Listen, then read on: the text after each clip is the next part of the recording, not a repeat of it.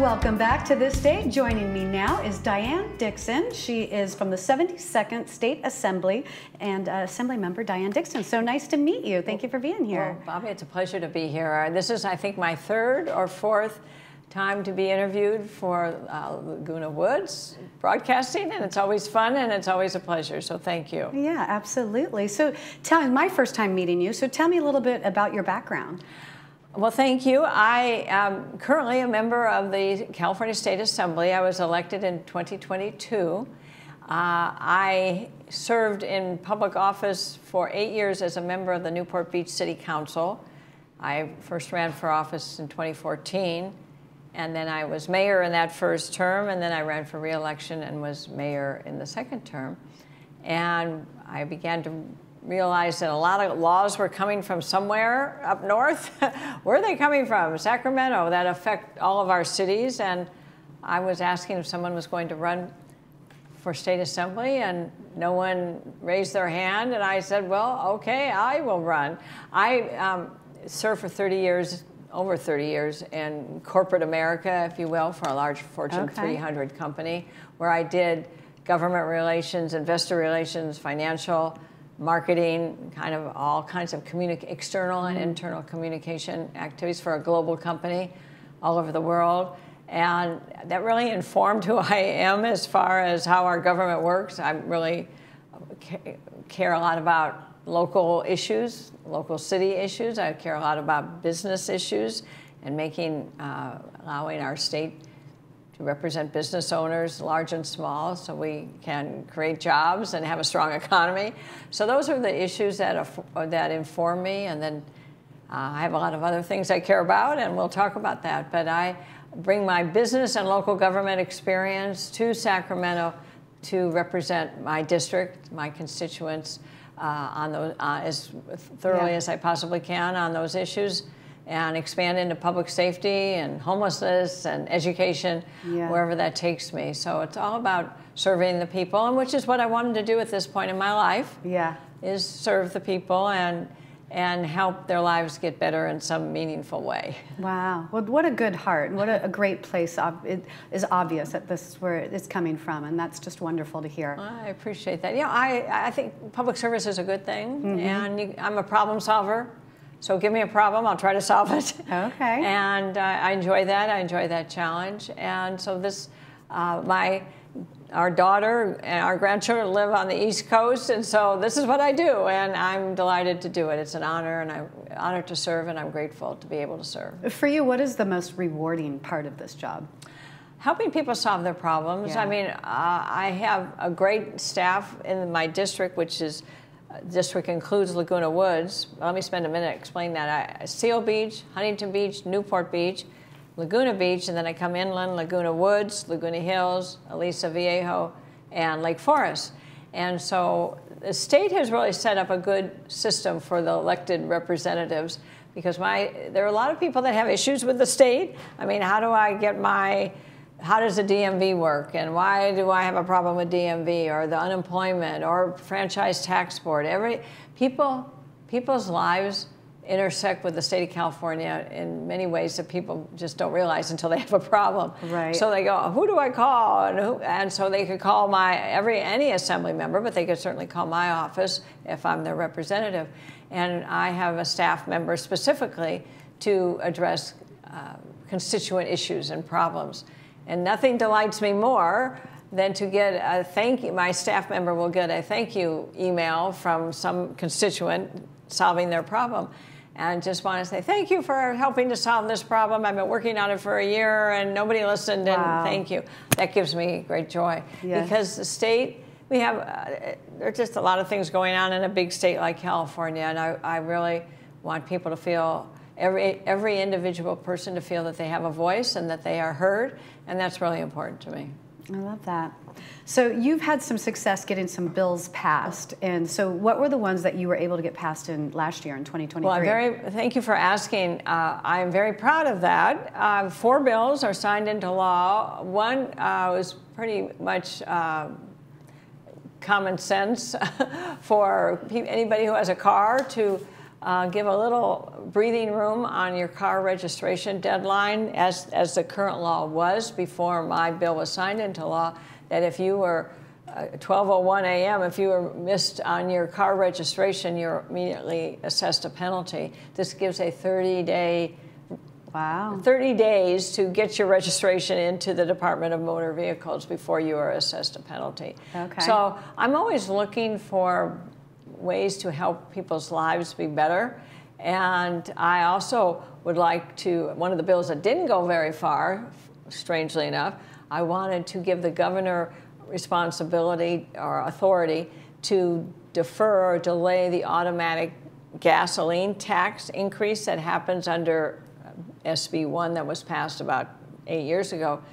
The governor can say delay it, and in this era of high gasoline prices and high inflation, affordability is a big issue. So I thought this was a no-brainer. It would be a win-win. Let's defer that automatic increase to just delay that few cents a gallon increase. And it didn't pass, and I was surprised by that. So I've learned a little bit about the ways of Sacramento, is that there is this effort to move everybody into an electric vehicle. And so the idea is, let's make driving a car expensive. And so I'm trying to fix that in ways that my bill didn't go anywhere, but I'm figuring out other ways to help on the affordability side. Okay. So I've introduced a bill this year to give transparency to why a gallon of gas, what makes up the cost of a gallon of gas. And out of whatever the gallon of gas is today, it's in the $4 or $5 range. $1.25 approximately is all related to regulations. Okay. And state and federal, primarily state. And those are regulations. California regulations require a certain grade of gasoline in certain months of the year that's unique to all the 50 states.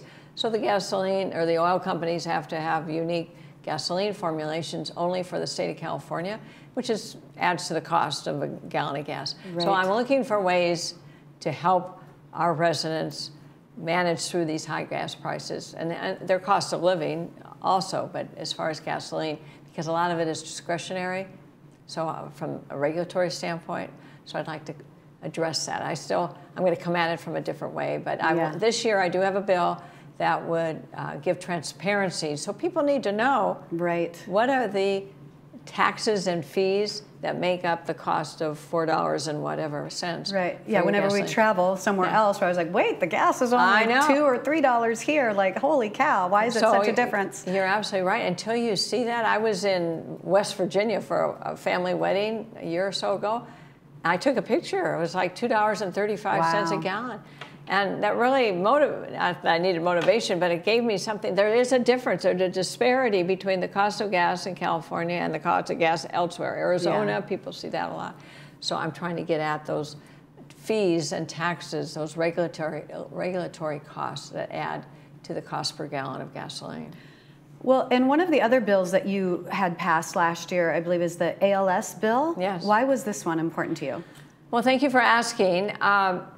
The state of California, through the income tax system, Franchise Tax Board, has a good program, so it's not all bad. There are some good things about the tax framework, and that if an organization, a nonprofit organization, or an organization related to a special cause or a disease, that it will allow you to petition through a bill to add that disease or that special classification of illness to one's tax return, and you can sign when you submit your tax return to the Franchise Tax Board. You could check a box to say, I want a portion of my refund, and you designate how much, to go to such and such disease.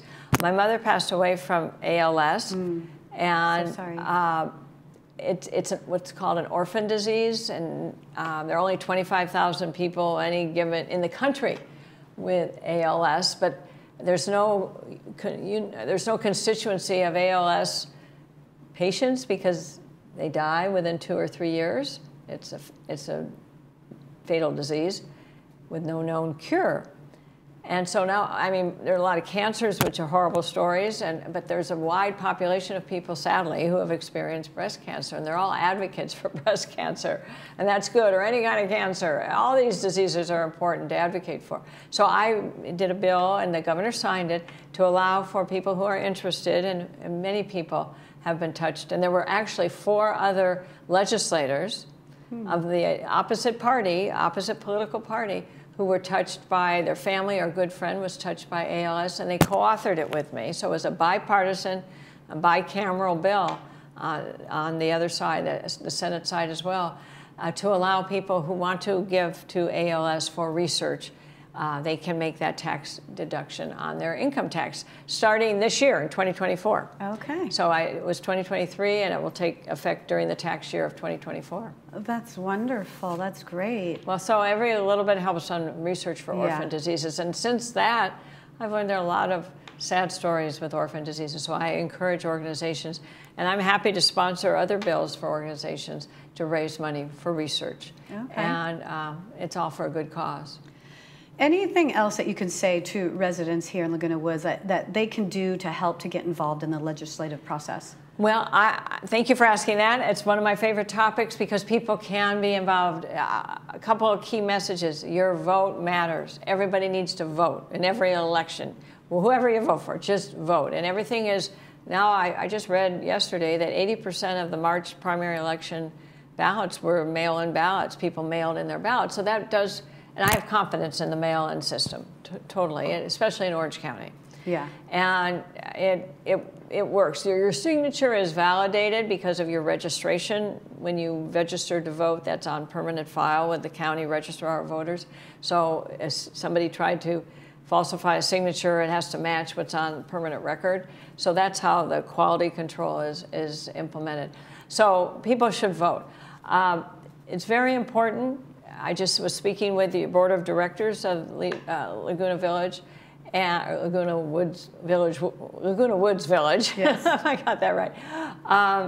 And there are a couple of pieces of pending legislation that affect all cities, especially small cities.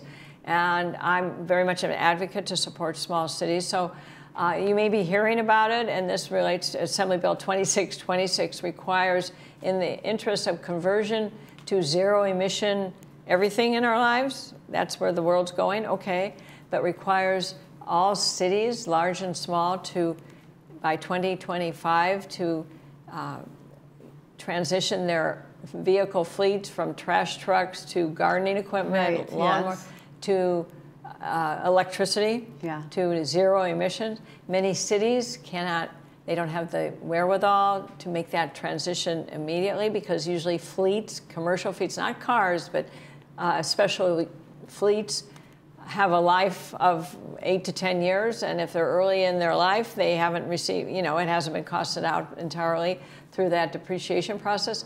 So it's a problem for small cities. So I've introduced a bill to postpone until the technology exists, whether it's a lawnmower or a trash truck or special equipment, paving equipment, to where the technology exists. It does not exist as yet.